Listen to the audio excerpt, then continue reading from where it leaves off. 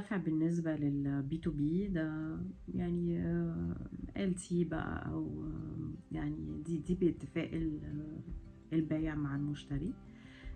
بنوفر يعني بنوفر كل وسائل الدفع مع البنوك الكبيرة اللي في مصر. بالنسبة للبي تو سي أو اللي هو مورجانا دوت شوب، عايز تدفع كاش اون دليفري موجود. عايز احنا دلوقتي بنفعل ان انت تدفع بالفيزا. دي لسه بتتفعل، يعني قدامها اسبوع. يعني عايز انستا باي، عايز تحويل بنك، كله موجود.